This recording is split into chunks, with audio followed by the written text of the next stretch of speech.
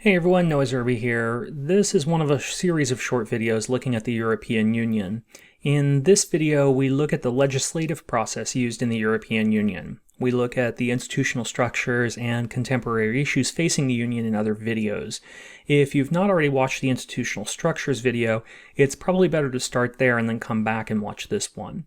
But if you're ready, let's get started. As I said in another video, we introduced the major institutional actors of the European Union. But the legislative process really only involves three: the Commission, the Council, and the Parliament. Remember that the Council of Ministers is supposed to represent the interests of the EU member states, the European Parliament is directly elected by the people of Europe to represent their interests, and the European Commission is supposed to represent the interests of the Union as a whole. Since the Treaty of Lisbon entered into force in 2009, the power of the European Parliament has gradually expanded. Today, most legislation is passed under a process known as the ordinary legislative procedure, a process called codecision under the Maastricht Treaty. These two terms are often used interchangeably. Under codecision, the legislative process begins when the European Commission submits draft legislation to the Parliament and the Council. Note that only the Commission may initiate draft legislation, giving it considerable agenda-setting power in the European Union. The Parliament acts first, initiating a first reading process. At this time, the Parliament can choose to adopt the proposed legislation or it can amend it. Once it takes action, normally within a month of receipt of the proposal, the Council can then render its decision. If the Council agrees with the Parliament and the legislation is passed, no further action is required. The vast majority of legislation considered by the European Union moves through the process relatively simply like this. If the three branches cannot agree, however, on a shared language, the Council and Commission will pass their proposals back to the Parliament, which then undertakes a second reading of the legislation. After the second reading, the Parliament can approve the Council's proposed text, amend it, or reject it. If Parliament approves the revised text, it sends it back to the Commission for final approval before being adopted. The text is also considered approved if the Parliament fails to take any action on the proposal. If the Parliament rejects the proposed text, the legislation is defeated and no further action is taken. If Parliament amends the text, the revised language is again sent back to the Council and the Commission weighs in. The Commission can reject the language proposed by Parliament or can propose further amendments. Any decision to approve the text by the Council must be unanimous. Otherwise, it's subject to a qualified majority voting system that we considered in the institutional structures video. If the Council approves the changes, the legislation is adopted. If not, it's rejected. If the Council and Parliament can still not agree on proposed legislation, a conciliation commission is convened. The Conciliation Commission is comprised of members of the European Council and an equal number of members of the European Parliament, or MEPs. The European Commission is responsible for moderating the meeting. The Conciliation Commission has 6 weeks to draft a joint text based on the two positions. If agreement cannot be reached, the proposal is defeated.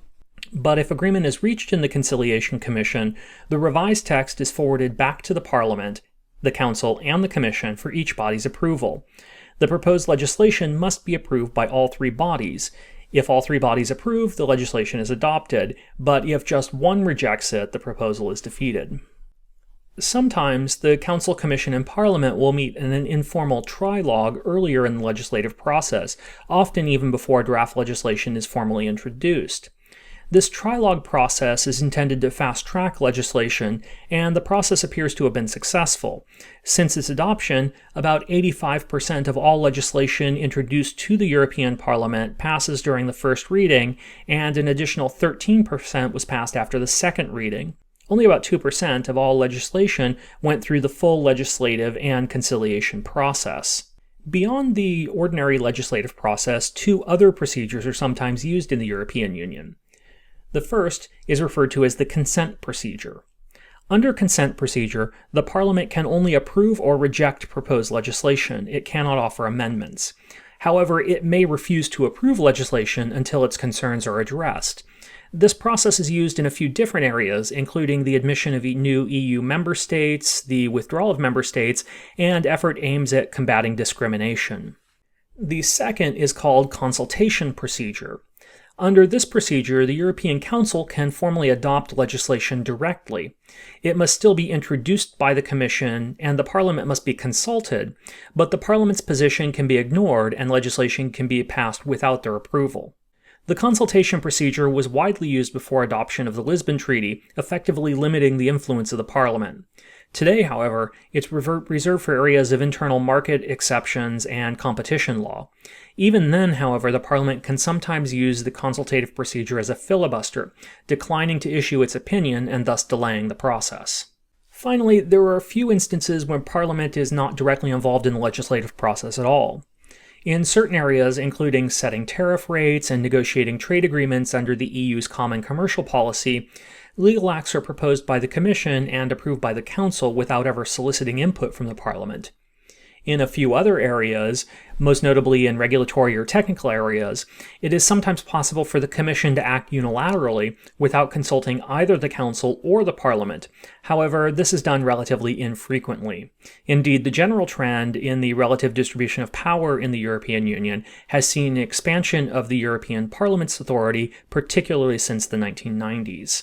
So that concludes our very brief overview of the legislative process in the European Union. Be sure to check out the other videos in this series, and thanks for watching. Have a good day, everyone. Bye.